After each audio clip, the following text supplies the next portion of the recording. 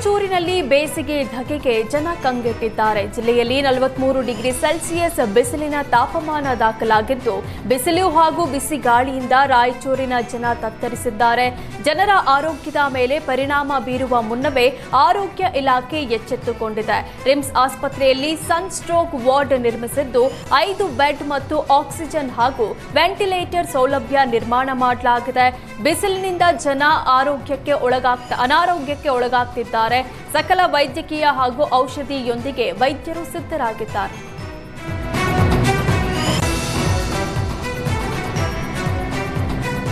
ಯಾವುದೇ ವ್ಯಕ್ತಿ ನಿರ್ಜಲೀಕರಣ ಮತ್ತು ಹೀಟ್ ಸ್ಟ್ರೋಕ್ ಒಳಗಾದರೆ ಅವರು ತಮ್ಮದೇ ಆದ ಒಂದು ಟ್ರೀಟ್ಮೆಂಟ್ ಏನು ORS ಸೇವನೆ ಆಗಲಿ, ತಂಪು ಪಾನೀಯ ಸೇವನೆ ಆಗಲಿ, ತಣ್ಣನ ಗಾಳಿಯಲ್ಲಿ ಕುಂದರಾಗಲಿ ಮಾಡಿ ಅದರಾದಮೇಲೂ ಉತ್ತಮ ಆಗ್ತಾ ಇಲ್ಲ ಅಂತಂದರೆ ದಯವಿಟ್ಟು ಇಮಿಡಿಯೇಟಾಗಿ ಅವರು ನಮ್ಮ ರಿಮ್ಸ್ ಆಸ್ಪತ್ರೆಯನ್ನು ಸಂಪರ್ಕಿಸ್ಬೋದು. ಒಂದು ಸುಸಜ್ಜಿತ ವಾರ್ಡ್ ಒಂದು ಮಾಡಿದ್ದೀವಿ. ಅದು ದೊಡ್ಡವರಿಗೋಸ್ಕರ ಹಾಗೂ ಮಕ್ಕಳಿಗೋಸ್ಕರನೂ ಮಾಡಿದ್ದೀವಿ. ದೊಡ್ಡವರಿಗೆ 5 MICU ಇದೆ, ಕ್ಯಾಶುಯಾಲಿಟಿ ಎಮರ್ಜೆನ್ಸಿ ವಾರ್ಡು ಇದೆ. ಅದರ ಹೊರತುಪಡಿಸಿನೂ ಒಂದು 5 ಬೆಡ್ಡಿಂದು ಸ್ಟ್ರೋಕ್ ಪೇಷಂಟ್ಗೋಸ್ಕರ ಅಂತಲೇ ನಾವು ಸ್ಪೆಷಲಿ ಡಿಸಿಗ್ನೇಟೆಡ್ ಮಾಡಿ ಇಟ್ಟಿದ್ದೀವಿ. ಆಮೇಲೆ ಹೈ ಎಂಡ್ ಕಾಟ್ಸ್ ಇಟ್ಟಿದ್ದೀವಿ. ಸೊ ದ್ಯಾಟ್ ಪೇಷಂಟಿಗೂ ನಾವು ಅವರಿಗೆ ತಕ್ಕಂಗೆ ಅವನಿಗೆ ಅನುಕೂಲ ಮಾಡಿಕೊಡೋಕ್ಕೆ ಒಂದು ಹೈ ಕ್ವಾಲಿಟಿ ವಾರ್ಡ್ಸ್ ವ್ಯವಸ್ಥೆಯನ್ನು ಸದುಪಯೋಗ ಮಾಡಿಕೊಂಡು ಉತ್ತರ ಕನ್ನಡ ಜಿಲ್ಲೆಯಲ್ಲೂ ತಾಪಮಾನ ಏರಿಕೆಯಾಗಿದೆ. ಮುಂದಿನ 4 ದಿನ ಬಿಸಿಲಿನ ತಾಪಮಾನ ಹೆಚ್ಚಾಗಲಿದೆ ಅಂತ ಹವಾಮಾನ ಇಲಾಖೆ ಎಚ್ಚರಿಸಿದೆ. ಈಗಾಗಲೇ ಉತ್ತರ ಕನ್ನಡ ಜಿಲ್ಲೆಯಲ್ಲಿ 39 ಡಿಗ್ರಿವರೆಗೆ ಉಷ್ಣಾಂಶ ದಾಖಲಾಗಿದೆ. ಸುಡು ಬಿಸಿಲಿಗೆ ಕರಾವಳಿ ಜನ ಬೆಂದು ಬೇಯ್ತಿದ್ದಾರೆ. ಜಿಲ್ಲೆಗೆ ಬರುವ ಪ್ರವಾಸಿಗರು ತಾಪಮಾನ ಏರಿಕೆಯಿಂದ ಕಂಗಾಲಾಗಿದ್ದಾರೆ. ಬೇಸಿಗೆಯಿಂದಾಗಿ ಪ್ರವಾಸಿ ಸ್ಥಳಗಳಿಗೆ ಆಗಮಿಸುವ ಪ್ರವಾಸಿಗರ ಸಂಖ್ಯೆ ಕ್ಷೀಣವಾಗಿದೆ. ವಯಸ್ಸಾದವರಿಗೆ ಮನೆಯಿಂದ ಹೊರಗೆ ಹೋಗದೇ ಇರಲು ಆರೋಗ್ಯ ಇಲಾಖೆ ಸೂಚಿಸಿದೆ. ಬಾಗಲಕೋಟೆಯಲ್ಲಿ ಬಿಸಿಲಿನ ಬೇಗೆಗೆ ಕಂಗೆಟ್ಟಿದ ಜನರಿಗೆ ವರುಣ ದೇವ ತಂಪೆರೆದಿದ್ದಾನೆ. ಬಾಗಲಕೋಟೆಯಲ್ಲಿ ನಿನ್ನೆ ಸುರಿದ ಮಳೆಗೆ ಹಲವೆಡೆ ಅವಾಂತರವೇ ಸೃಷ್ಟಿಯಾಗಿದೆ. ಕೆರೂರು ಪಟ್ಟಣದ ಬಸ್ ನಿಲ್ದಾಣ ಜಲಾವೃತವಾಗಿದ್ದಕ್ಕೆ ಪ್ರಯಾಣಿಕರು ಪರದಾಡುವಂತಾಯಿತು. ಮುರನಾಳ ಗ್ರಾಮದ ವ್ಯಾಪ್ತಿ ಗುಡುಗು ಮಿಂಚು ಸಹಿತ ಮಳೆಯಾಗಿದೆ.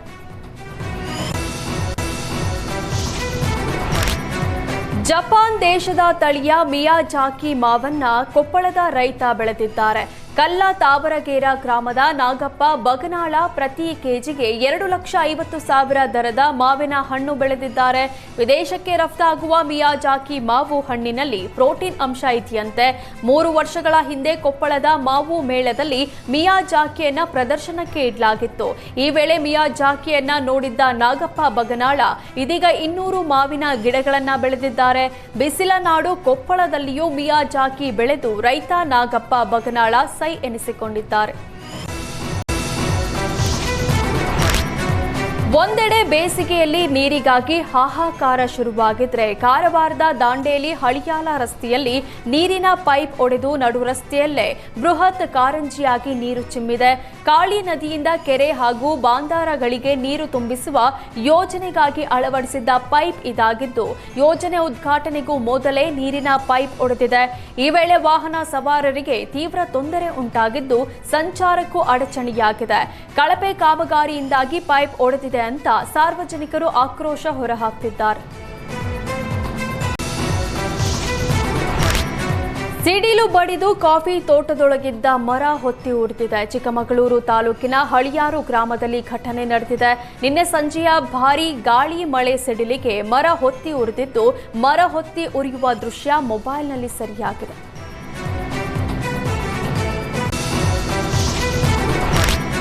ಹಾವೇರಿಯಲ್ಲಿ ಮಹಾತ್ಮ ಗಾಂಧೀಜಿ ಮೂರ್ತಿಯನ್ನ ಕಿಡಿಗೇಡಿಗಳು ವಿರೂಪಗೊಳಿಸಿದ್ದಾರೆ. ನಗರದ ಮಹಾತ್ಮ ಗಾಂಧಿ ರಸ್ತೆಯಲ್ಲಿರೋ ಸುಮಾರು 2 ಅಡಿ ಎತ್ತರದ ಗಾಂಧೀಜಿ ಮೂರ್ತಿ ವಿರೂಪಗೊಳಿಸಲಾಗಿದೆ. ಗಾಂಧಿ ವೃತ್ತದಲ್ಲಿದ್ದ ಸಿಸಿಟಿವಿ ಬಂದ್ ಮಾಡಿ ಕಿಡಿಗೇಡಿ ಕೃತ್ಯ ಎಸಗಿದ್ದಾನೆ. ಸ್ಥಳಕ್ಕೆ ಹಾವೇರಿ ಎಸ್ಪಿ ಯಶೋಧ ಬಂಟಗೌಡಿ ಮತ್ತು ನಗರ ಪೊಲೀಸರು ಭೇಟಿ ನೀಡಿ ಪರಿಶೀಲಿಸಿದ್ರು.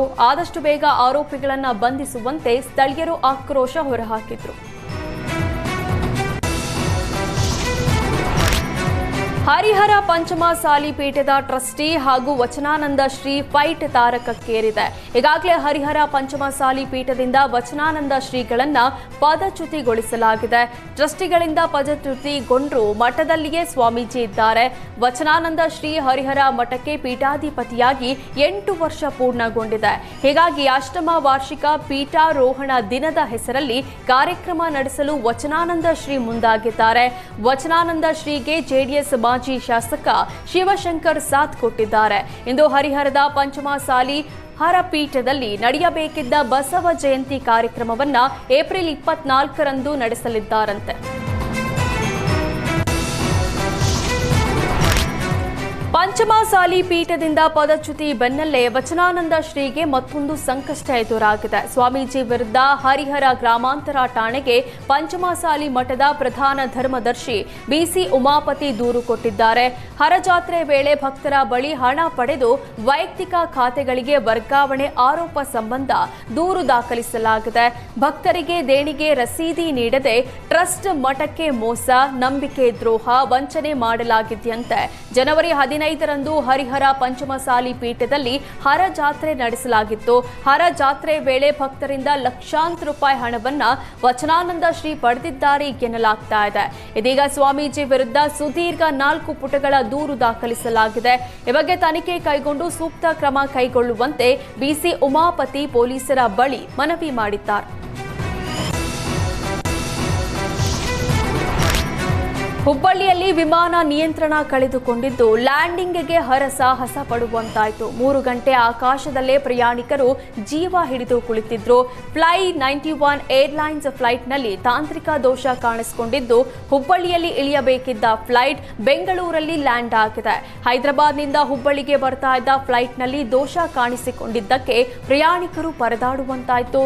ಹುಬ್ಬಳ್ಳಿ ಸಮೀಪಿಸ್ತಾ ಇದ್ದಂತೆ ನಿಯಂತ್ರಣ ಕಳೆದುಕೊಂಡ ವಿಮಾನ ಮುಂಡಗೋಡ, ದಾವಣಗೆರೆ, ಶಿವಮೊಗ್ಗ ಸುತ್ತಾಡಿದೆ. ಕಂಗಾಲಾದ ಪ್ರಯಾಣಿಕರು ಫ್ಲೈಟ್ನಲ್ಲೇ ದೇವರಿಗೆ ಕೈ ಮುಗಿದು ಕಣ್ಣೀರು ಹಾಕಿದ್ರು. ಕೊನೆಗೂ ಜೀವ ಉಳಿತು ಅಂತ ಪ್ರಯಾಣಿಕರು ನಿಟ್ಟುಸಿರು ಬಿಟ್ರು. ನಮಸ್ಕಾರ, ನಾ ಶ್ಲೋಕ್ ಅಳ್ಗುಂಡ್ಗೆ ಅಂತೇಳಿ. ನಮ್ಮ ಅಪ್ಪ ಅಮ್ಮ ಇಬ್ಬರು ಹೈದರಾಬಾದ್ಲಿಂದ ಹುಬ್ಳಿಗೆ ಬರತ್ತಿದ್ದಾರೆ. ಹುಬ್ಳಿಗೆ ಬರೋ ಲ್ಯಾಂಡ್ ಆಗೋ ಫ್ಲೈಟ್ 4:30, ಅಲ್ಲಿಂದ 3 ಗಂಟೆ ಡಿಪಾರ್ಚರ್ ಆಗಿತ್ತು. 3 ಗಂಟೆ ಅಲ್ಲಿಂದ ಬಿಟ್ಟಿದಾಗ ಇಲ್ಲಿ 4:30 ಮುಟ್ಟೋದಿತ್ತು. 4:30 ಮುಟ್ಟಿಲ್ಲ. ನಾ 6 ಗಂಟೆ ಮಟ್ಟ ಇಲ್ಲೇ ವೇಟ್ ಮಾಡಿದಾಗ ನನಗೆ ಯಾರೂ ಒಬ್ಬರು ಹೇಳಿಲ್ಲ ಆ ಫ್ಲೈಟ್ ಬೆಂಗಳೂರಿಗೆ ಹೊಂಟಿದೆ ಅಂತೇಳಿ. ಇನ್ಫಾರ್ಮು ಮಾಡಿಲ್ಲ. ಇನ್ಫಾರ್ಮೇಷನ್ ಕೇಳಿದ್ರೆ ನಮಗೆ ಗೊತ್ತಿಲ್ಲ ಅಂತ ಹೇಳಿ ಕೈ ಬಸ್ ನಿಂತಿರ್ತಾರೆ. ಮತ್ತು ಇವ್ರ ಕೌಂಟರ್ದಾಗ ಯಾರು ಒಬ್ಬರು ಇಲ್ಲ. ನಾವು ಇಲ್ಲಿ 20-25 ಮಿನಿಟ್ಸ್ ಇಲ್ಲಿ 20-25 ನಿಮಿಷ ಜಗಳ ಮಾಡಿ ನಿಂತಾಗ ಅವ್ರು ನಮಗೆ ಹೇಳ್ತಾರೆ, ಇಲ್ಲ ನಾವು ಇಲ್ಲಿ ಸ್ಟಾಫ್ ಇಲ್ಲ ಅಂದಿದ್ದಕ್ಕೆ ನಾವು ಅಲ್ಲಿ ಒಳಗೆ ಇದು ಏರ್ಕ್ರಾಫ್ಟ್ ಫೀಡೆ ಹೋಗಿವಿ ಅಂತ ಹೇಳ್ತಾರೆ. ಇವ್ರ ಸರ್ವಿಸ್ ಸರಿ ಇಲ್ಲ. ಇವ್ರು ನಮಗೆ ಟ್ರಕ್ ಇದು ಬಸ್ದಾಗಿನ ಬಸ್ ಸ್ಟ್ಯಾಂಡ್ದಾಗಿಲ್ಲ, ಬಸ್ ಲೇಟ್ ಆಗಿತ್ತು ಅಂತ ಹೇಳ್ತಾರೆ. ಇವ್ರು ನಾವು ಏರ್ಪೋರ್ಟ್ದಾಗ ಇಲ್ಲಿ 10-20 ಸಾವಿರ ಕೊಟ್ಟು ಟಿಕೆಟ್ ಬುಕ್ ಮಾಡಿದ್ವಿ, ಎಲ್ಲ ನೀರಾಗ ರೊಕ್ಕ ಇದೆ.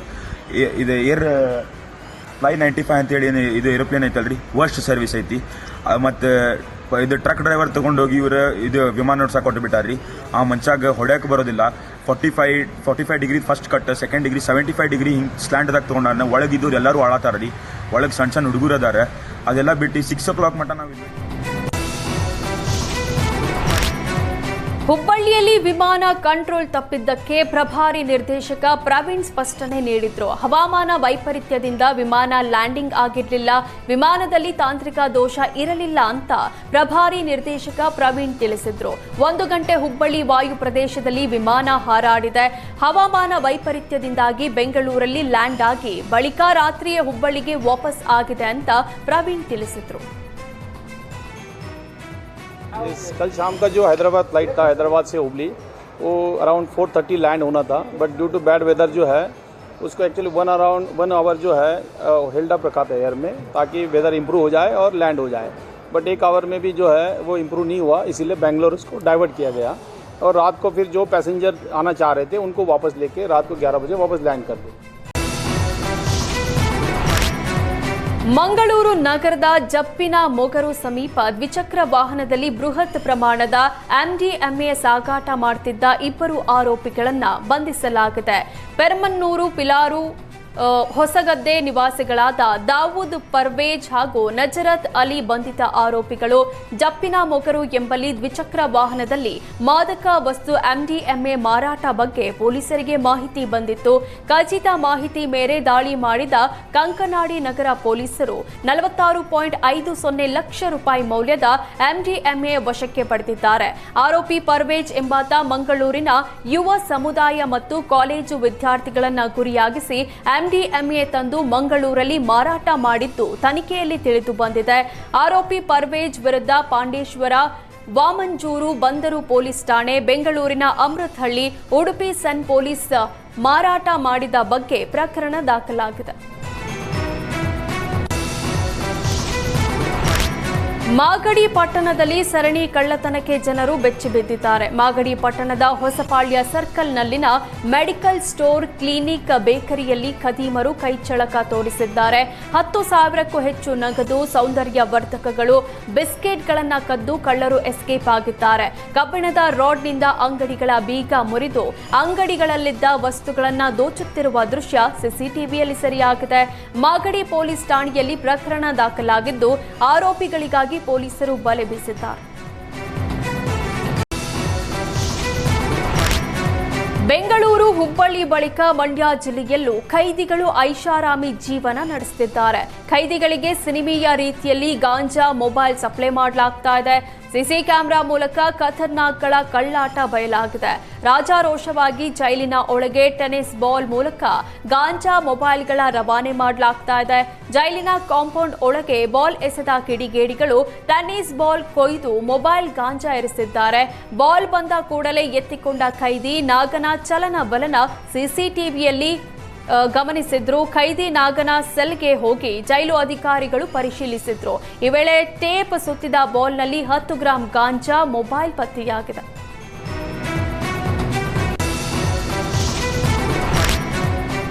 ಅಥಣಿ ತಾಲೂಕಿನ ಜಂಡರವಾಡ ಗ್ರಾಮದ ಸರ್ಕಾರಿ ಪ್ರೌಢಶಾಲೆಯಲ್ಲಿ ನಡೆದ ಎಸ್ಎಸ್ಎಲ್ಸಿ ವಿದ್ಯಾರ್ಥಿಗಳ ಬೀಳ್ಕೊಡುಗೆ ಸಮಾರಂಭ ಭಾಷಣಗಳಿಗೆ ಸೀಮಿತವಾಗದೆ ಅರ್ಥಪೂರ್ಣ ಹಾಗೂ ಭಾವನಾತ್ಮಕ ಕ್ಷಣಗಳಿಗೆ ಸಾಕ್ಷಿಯಾಯಿತು. ಶಾಲೆಯಿಂದ ನಿರ್ಗಮಿಸುತ್ತಿರುವ ವಿದ್ಯಾರ್ಥಿಗಳು ತಮ್ಮ ತಂದೆ ತಾಯಿಗಳ ಪಾದ ಪೂಜೆ ಮಾಡುವ ಮೂಲಕ ಎಲ್ಲರ ಗಮನ ಸೆಳೆದ್ರು. ಶಾಲೆಯ ಮಕ್ಕಳು ವೇದಿಕೆ ಮುಂಭಾಗದಲ್ಲಿ ತಮ್ಮ ಪೋಷಕರನ್ನ ಕೂರಿಸಿ ಭಕ್ತಿಯಿಂದ ಪಾದಗಳನ್ನ ತೊಳೆದು ಹೂವಿನಿಂದ ಪೂಜಿಸಿ ನಮಸ್ಕರಿಸಿದ್ರು. ಮಕ್ಕಳ ಈ ಭಕ್ತಿ ಮತ್ತು ಪ್ರೀತಿಯನ್ನ ಕಂಡ ಪೋಷಕರ ಕಣ್ಣುಗಳಲ್ಲಿ ಆನಂದ ಬಾಷ್ಪ ಜಿನುಗಿತು. ತಂದೆ ತಾಯಂದಿರು ಭಾವುಕರಾಗಿ ತಮ್ಮ ಮಕ್ಕಳಿಗೆ ಉಜ್ವಲ ಭವಿಷ್ಯ ಸಿಗಲಿ ಅಂತ ಹರಸಿದ್ರು. ಕಾರ್ಯಕ್ರಮದಲ್ಲಿ ಪಾಲ್ಗೊಂಡಿದ್ದ ಶಾಸಕ ಲಕ್ಷ್ಮಣ್ ಸವದಿ ಹಾಗೂ ಜಮಖಂಡಿ ಒಲೆ ಮಠದ ಪೂಜ್ಯ ಆನಂದ ದೇವರು ಈ ಅಪರೂಪದ ದೃಶ್ಯವನ್ನ ಕಂಡು ಅತೀವ ಹರ್ಷ ವ್ಯಕ್ತಪಡಿಸಿದ್ರು. ಮಹಿಳಾ ಮೀಸಲಾತಿ ಮಸೂದೆಗೆ ಕಾಂಗ್ರೆಸ್ ವಿರೋಧ ಖಂಡಿಸಿ ಕೋಲಾರದಲ್ಲಿ ಬಿಜೆಪಿಗರು ಪ್ರತಿಭಟನೆ ನಡೆಸಿದ್ರು. ಕೆಎಸ್ಆರ್ಟಿಸಿ ಬಸ್ ನಿಲ್ದಾಣ ವೃತ್ತದಲ್ಲಿ ರಸ್ತೆ ತಡೆ ನಡೆಸಿ ಪ್ರೊಟೆಸ್ಟ್ ನಡೆಸಲಾಯಿತು. ಮಹಿಳೆಯರಿಗೆ 33% ಮೀಸಲಾತಿ ನೀಡಲು ಕಾಂಗ್ರೆಸ್ ಪಕ್ಷಕ್ಕೆ ಇಷ್ಟ ಇಲ್ಲ. ಹೀಗಾಗಿ ಸಂಸತ್ನಲ್ಲಿ ಮಹಿಳಾ ಮೀಸಲಾತಿ ಮಸೂದೆ ಅಡ್ಡಿಪಡಿಸಿದೆ ಅಂತ ಬಿಜೆಪಿಗರು ಕಿಡಿಕಾರಿದ್ರು. ಕಾಂಗ್ರೆಸ್ ಸರ್ಕಾರ ಮಹಿಳಾ ವಿರೋಧಿ ಅಂತ ಬಿಜೆಪಿಗರು ಧಿಕ್ಕಾರ ಕೂಗಿ ಆಕ್ರೋಶ ಹೊರಹಾಕಿದ್ರು. ಜಿಲ್ಲಾಧ್ಯಕ್ಷ ಚಲಪತಿ ನೇತೃತ್ವದಲ್ಲಿ ನಡೆದ ಪ್ರತಿಭಟನೆಯಲ್ಲಿ 500ಕ್ಕೂ ಹೆಚ್ಚು ಜನ ಭಾಗಿಯಾಗಿದ್ದರು. ವಿದ್ಯುತ್ ತಂತಿ ತಗುಲಿ ನಡು ರಸ್ತೆಯಲ್ಲೇ ಬೊಲೆರೋ ವಾಹನ ಹೊತ್ತಿ ಉರಿದಿದೆ. ಯಾದಗಿರಿ ಜಿಲ್ಲೆಯ ವಡಗೇರ ತಾಲೂಕಿನ ಕೊಂಗಂಡಿ ಬಳಿ ಅವಘಡ ಸಂಭವಿಸಿದೆ. ಭತ್ತದ ಹುಲ್ಲು ತುಂಬಿಕೊಂಡು ಬೊಲೆರೋ ವಾಹನ ತೆರಳುತ್ತಾ ಇತ್ತು. ಈ ವೇಳೆ ಬೋರ್ವೆಲ್ಗೆ ಅಳವಡಿಸಿದ್ದ ವಿದ್ಯುತ್ ತಂತಿ ತಗುಲಿ ನಡು ರಸ್ತೆಯಲ್ಲೇ ಬೊಲೆರೋ ವಾಹನ ಹೊತ್ತಿ ಉರಿದಿದೆ. ಬೆಂಕಿಯ ಕೆನ್ನಾಲಿಗೆಗೆ ಬೊಲೆರೋ ವಾಹನ ಸುಟ್ಟು ಕರಕಲಾಗಿದ್ದು ಅದೃಷ್ಟವಶಾತ್ ಯಾವುದೇ ಪ್ರಾಣಹಾನಿ ಸಂಭವಿಸಿಲ್ಲ. ಐಪಿಎಸ್ ಅಧಿಕಾರಿ ಸುಧೀರ್ ಕುಮಾರ್ ರೆಡ್ಡಿ ವಿರುದ್ಧ ಗಂಭೀರ ಆರೋಪ ಕೇಳಿಬಂದಿದೆ. ಐಪಿಎಸ್ ಅಧಿಕಾರಿ ಸುಧೀರ್ ಕುಮಾರ್ ರೆಡ್ಡಿ ವಿರುದ್ಧವೇ ಡಿಸಿಆರ್ಇ ಎಸ್ಪಿ ಕಾಶಿನಾಥ್ ಡಿಜಿಪಿಗೆ ಪತ್ರ ಬರೆದಿದ್ದಾರೆ. ಮಾನಸಿಕ ಕಿರುಕುಳ ಹಾಗೂ ತಾರತಮ್ಯ ಆರೋಪದ ಬಗ್ಗೆ ಡಿಜಿಪಿ ಸಲೀಂಗೆ ಎಸ್ಪಿ ಕಾಶಿನಾಥ್ ಪತ್ರ ಬರೆದಿದ್ದಾರೆ. ಐಪಿಎಸ್ ಅಧಿಕಾರಿ ಸುಧೀರ್ ಕುಮಾರ್ ರೆಡ್ಡಿ ಕರ್ಮಕಾಂಡ ಬಯಲು ಮಾಡ್ತೀನಿ, ನನಗೆ 30 ನಿಮಿಷ ಕಾಲಾವಕಾಶ ಕೊಡಿ ಅಂತ ಪತ್ರದಲ್ಲಿ ಉಲ್ಲೇಖಿಸಿದ್ದಾರೆ. ಸುಧೀರ್ ಕುಮಾರ್ ರೆಡ್ಡಿ ಹೇಳಿದಂತೆ ಕೆಲಸ ಮಾಡಬೇಕು, ಇಲ್ಲದಿದ್ರೆ ಮೆಮೊ ಕೊಟ್ಟು ಮಾನಸಿಕ ಹಿಂಸೆ ಕೊಡ್ತಾರೆ ಅಂತ ಎಸ್ಪಿ ಕಾಶಿನಾಥ್ ಪತ್ರದಲ್ಲಿ ಬರೆದಿದ್ದಾರೆ. ಮುಕ್ತವಾಗಿ ಮಾತಾಡಿ ಕರ್ಮಕಾಂಡ ಬಯಲು ಮಾಡಲು 1 ವಾರದ ಒಳಗೆ ಭೇಟಿಗೆ ಅವಕಾಶ ನೀಡುವಂತೆ ಪತ್ರದಲ್ಲಿ ಮನವಿ ಮಾಡಿದ್ದಾರೆ. ಕರ್ನಾಟಕದ ಅಧಿಕಾರಿಗಳನ್ನ ಟಾರ್ಗೆಟ್ ಮಾಡಿ ಟಾರ್ಚರ್ ಕೊಡ್ತಿದ್ದಾರೆ. ದೌರ್ಜನ್ಯ ಎಸಗುತ್ತಿರುವ ಬಗ್ಗೆ ನನಗೆ ಮಾಹಿತಿ ಇದೆ ಅಂತ ಕಾಶಿನಾಥ್ ಪತ್ರದಲ್ಲಿ ತಿಳಿಸಿದ್ದಾರೆ. ಡಿಸಿಆರ್ಇ ಇಲಾಖೆಯಲ್ಲೇ ದಲಿತ ಇನ್ಸ್ಪೆಕ್ಟರ್ ಮೇಲೆ ದೌರ್ಜನ್ಯ ನಡೀತಾ ಇದೆಯಾ ಎಂಬ ಅನುಮಾನ ಶುರುವಾಗಿದೆ. ಮೇಲ್ಜಾತಿ ಅಧಿಕಾರಿಗಳು ತಮಗೆ ಮಾನಸಿಕ ಹಿಂಸೆ ನೀಡುತ್ತಿದ್ದಾರೆ ಅಂತ ಪಶ್ಚಿಮ ವಲಯದ ಡಿಸಿಆರ್ಇ ಇನ್ಸ್ಪೆಕ್ಟರ್ ಶ್ರೀನಿವಾಸ್ ಇಲಾಖೆಯ ಡಿಜಿ ಉಮೇಶ್ ಕುಮಾರ್ಗೆ ದೂರು ಕೊಟ್ಟಿದ್ದಾರೆ. ಎಸ್ಪಿ ಕರಿಬಸನಗೌಡ ಡಿವೈಎಸ್ಪಿ ಮಹೇಶ್ವರ ಗೌಡ ವಿರುದ್ಧ ಕಂಪ್ಲೇಂಟ್ ನೀಡಿದ್ದು, ವಿಡಿಯೋ ಮಾಡಿ ಇನ್ಸ್ಪೆಕ್ಟರ್ ಶ್ರೀನಿವಾಸ್ ಆತ್ಮಹತ್ಯೆ ಬೆದರಿಕೆ ಹಾಕಿದ್ದಾರೆ. ಎಸ್ಪಿ ಕರಿಬಸನಗೌಡ ಡಿವೈಎಸ್ಪಿ ಮಹೇಶ್ವರ ಗೌಡ ಜಾತಿ ನಿಂದನೆ ಹಾಗೂ ಮಾನಸಿಕ ಕಿರುಕುಳ ನೀಡುತ್ತಿದ್ದಾರೆಂಬ ಆರೋಪ ಕೇಳಿಬಂದಿದೆ. ಪೊಲೀಸ್ ಇಲಾಖೆಯಲ್ಲಿ ದಲಿತ ಅಧಿಕಾರಿಗಳಿಗೆ ಅನ್ಯಾಯವಾಗ್ತಾ ಇದೆ. ದಯವಿಟ್ಟು ಅಹಿಂದ ಸರ್ಕಾರ ಇದನ್ನ ಗಮನಿಸಬೇಕೆಂದು ಇನ್ಸ್ಪೆಕ್ಟರ್ ಶ್ರೀನಿವಾಸ್ ಮನವಿ ಮಾಡಿದ್ರು. ಬೆಂಗಳೂರಿನ ಹಲವು ಏರಿಯಾಗಳಲ್ಲಿ ಜಲ ಸಂಕಷ್ಟ ಎದುರಾಗಿದೆ. ಬೇಸಿಗೆಯಲ್ಲಿ ನೀರಿಲ್ಲದೆ ಲಗ್ಗೆರೆ ಜನರು ಪರದಾಡುವಂತಾಗಿದೆ. ವಾರಕ್ಕೆ 2 ದಿನ ಆದರೂ ರಾತ್ರಿ ಮಾತ್ರ ಕಾವೇರಿ ನೀರು ಬರುತ್ತಂತೆ. ನೀರು ತುಂಬಿಸಿಕೊಳ್ಳಲು ಲಗ್ಗೆರೆ ನಿವಾಸಿಗಳು ರಾತ್ರಿ ಇಡೀ ಜಾಗರಣೆ ಮಾಡುವಂತಾಗಿದೆ. ಒಂದು ವೇಳೆ ರಾತ್ರಿ ಮಿಸ್ ಆದರೆ ಮುಗೀತು, ಬೇರೆ ಏರಿಯಾಗೆ ಹೋಗಿ ನೀರು ತರಬೇಕಂತೆ. ಏರಿಯಾದಲ್ಲಿರುವ ಸಾರ್ವಜನಿಕ ಬೋರ್ವೆಲ್ ಬಂದಾಗಿ ವರ್ಷಗಳೇ ಕಳೆದರೂ ಅಧಿಕಾರಿಗಳು ಮಾತ್ರ ಸುಮ್ಮನಿದ್ದಾರೆ. ಕಾವೇರಿ ನೀರು ವಾರಕ್ಕೆ 2 ದಿನ ಬಂದರೂ ಸಾಕಾಗ್ತಿಲ್ಲ ಅಂತ ಅಳಲು ತೋಡಿಕೊಂಡಿದ್ದಾರೆ. ಸಂಸತ್ನಲ್ಲಿ ಬಸವಣ್ಣನವರ 815ನೇ ಜಯಂತಿ ನೆರವೇರಿಸಲಾಯಿತು. ಪ್ರೇರಣಾ ಸ್ಥಳದಲ್ಲಿರುವ ಬಸವಣ್ಣನವರ ಮೂರ್ತಿಗೆ ಮಾಲಾರ್ಪಣೆ ಮಾಡಿದ ಬಳಿಕ ಕೇಂದ್ರ ಸಚಿವರಾದ ಕಿರಣ್ ರಿಜಿಜು, ಎಚ್ಡಿ ಕುಮಾರಸ್ವಾಮಿ, ವಿ ಸೋಮಣ್ಣ ಪುಷ್ಪಾರ್ಚನೆ ಮಾಡಿದ್ರು. ವಿ ಸೋಮಣ್ಣ ನೇತೃತ್ವದಲ್ಲಿ ಕಾರ್ಯಕ್ರಮ ಆಯೋಜಿಸಲಾಗಿತ್ತು. ಸಂಸತ್ನಲ್ಲಿ 2ನೇ ಬಾರಿಗೆ ಬಸವಣ್ಣನವರ ಜಯಂತಿಯನ್ನ ಆಚರಿಸ್ತಾ ಇದ್ದೇವೆ. ಬಸವಣ್ಣನವರು ನೀಡಿದ ಸಂದೇಶವನ್ನ ನಾವೆಲ್ಲರೂ ಅನುಕರಣೆ ಮಾಡಬೇಕಿದೆ ಅಂತ ವಿ ಸೋಮಣ್ಣ ತಿಳಿಸಿದರು. ಬಸವಣ್ಣ ಬಗ್ಗೆ ಮುಂದಿನ ಪೀಳಿಗೆಗೆ ತಿಳಿಸಲು ಜಯಂತಿ ಆಚರಿಸಲಾಗ್ತಾ ಇದೆ ಅಂತ ಸೋಮಣ್ಣ ಹೇಳಿದ್ರು. ಕಾರ್ಯಕ್ರಮದಲ್ಲಿ 100 ಕನ್ನಡಿಗರು ಭಾಗಿಯಾಗಿದ್ರು.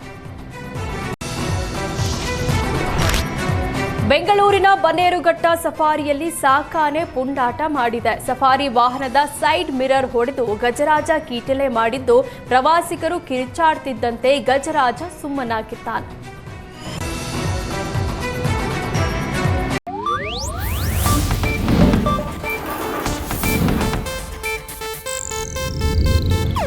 ಇದು ಏಷ್ಯಾನೆಟ್ ನ್ಯೂಸ್ ನೆಟ್ವರ್ಕ್ ಪ್ರಸ್ತುತಿ.